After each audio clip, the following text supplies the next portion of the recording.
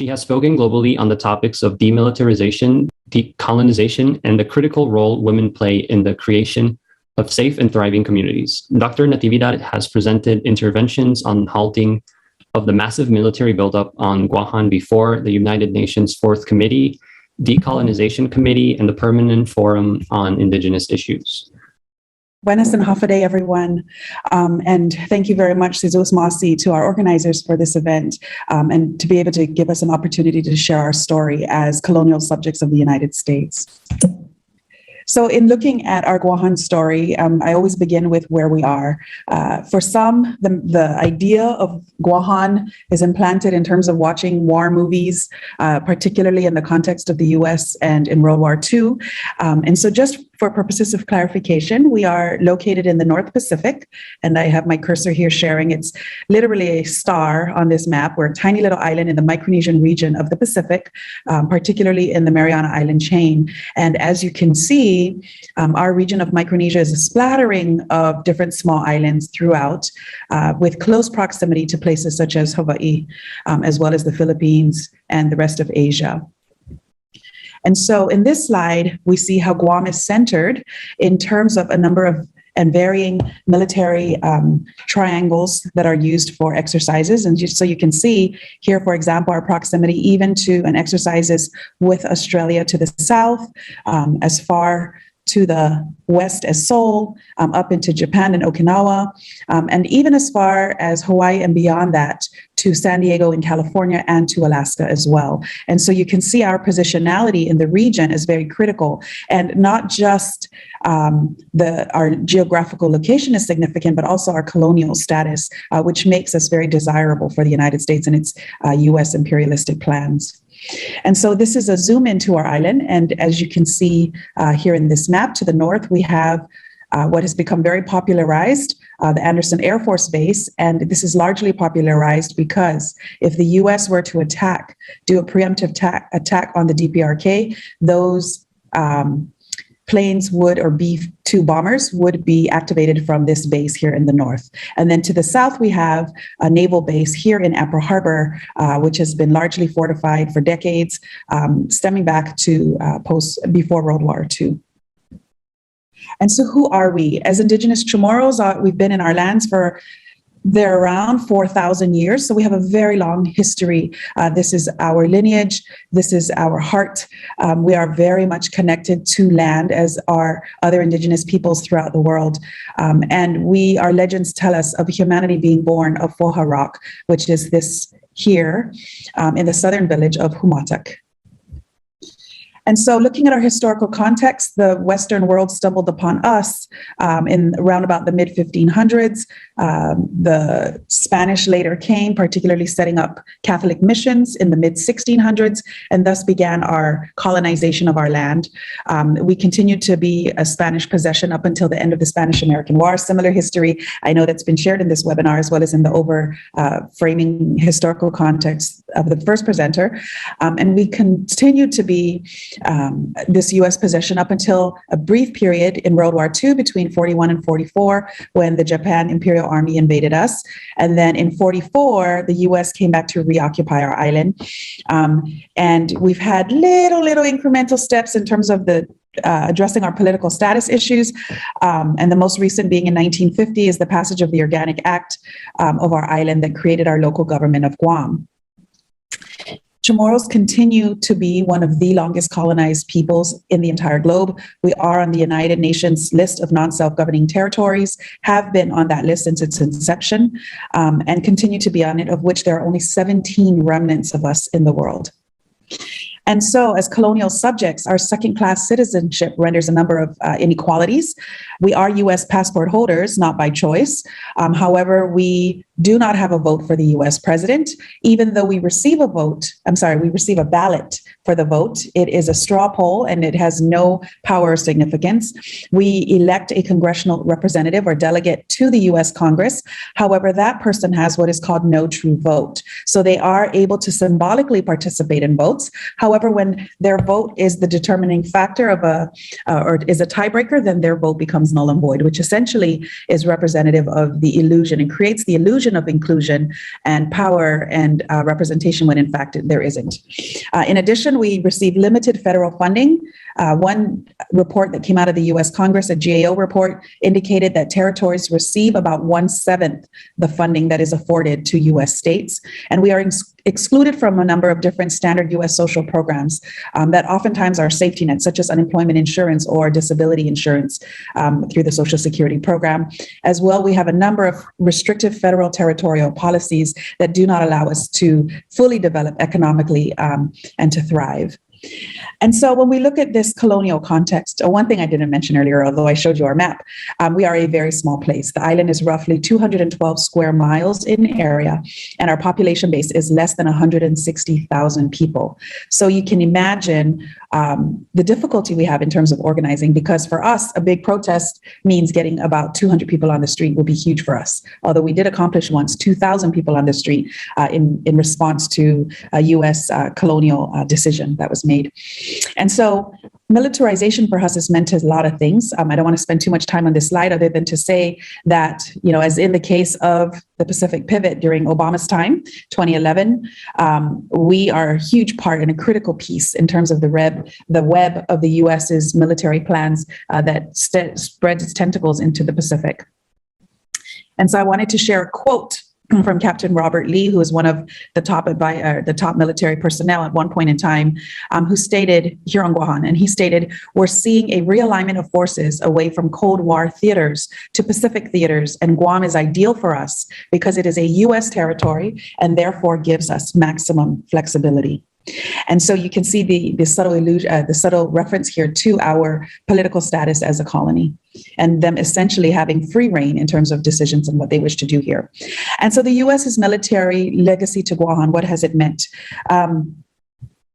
First, lots of toxic contamination, as is consistent across military or base communities. And with that, of course, the devastation on our environment and our land. Where there's toxicity, there's poor health outcomes. In addition, their presence here has meant the prohibition of traditional practices.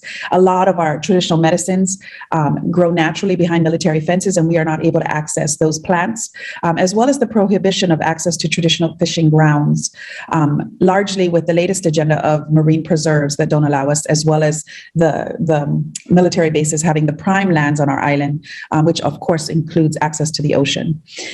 There's been land acquisition, different percentages over time. At present, it's roughly between 29 and 31%, depending on which properties you count. And at one time, following World War II, was as high as almost 80% of the land being occupied. We have a segregated school system, unapologetically by the Department of Defense, and ultimately their presence here, their occupation of our land, has resulted in the deferment of our political right to self-determination. The first list of consequences of the military's presence here was radiation exposure. Most are familiar with the testing that happened in the Marshall Islands, particularly Bikini Island here.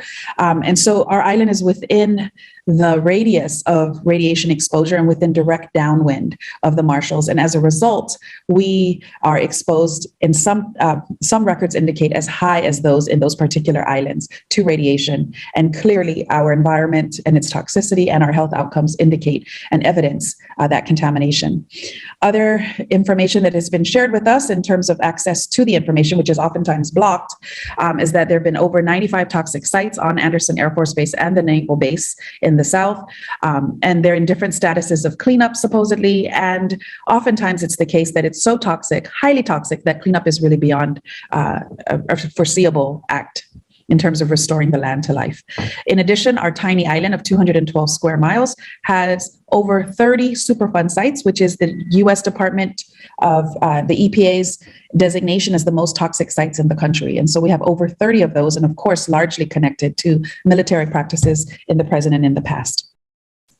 And so when we look at our health records, this is a really old study, but it clearly illustrates, in looking at death certificates over a 25-year period, indicated that CHamoru's were at highest risk for cancer. And in addition to that, the findings reveal that the villages of Jigo and Santa Rita had the highest incidence rates when adjusted appropriately using epidemiological calculations. And those two villages are where the two bases are located and situated. This slide shows, and I just picked a number of different random types of cancer, ranging from non-Hodgkin's lymphoma, nasopharyngeal cancer, all the way to cancer of the lung and bronchus. And as you can see here, this blue bar here in turquoise is our rates as CHamoru's per 100,000 cases. And this green bar is the rates of the US national average of the same types of cancer, also per 100,000. So you can see gross overrepresentation of illness in this case cancer, which is a pretty common formula across different conditions when you look at CHamoru's and health. And so what's happening here, crazy as this may sound, we also have the highest rate of enlistment as territories. And, between us, American Samoa, Puerto Rico, we all kind of bop up and down in terms of who's the champion at the top with the highest risk. Not that it's something to be proud of in terms of an outcome. But when you've got the highest rates of enlistment as we do, largely consistent with poor communities, because economically we fare the worst in comparison to the United States numbers, you're going to see high rates of enlistment. Where there's high rates of enlistment, you're going to see high rates of death as a result of military participation or enlistment. And so you see here in this slide, from Guahan, you have 5.8 cases per 100,000 of deaths due to wars. In this case, Iraq and Afghanistan, in comparison to the US's average of 1.44, and then its various states don't even begin to touch the rate of incidence of death from wars, or those two particular wars. And in addition to that, we see lots of land dispossession. As I shared earlier, our island is 1/3 controlled by the U.S. Department of Defense. That's more than all private landowners combined and more than our local government of Guam.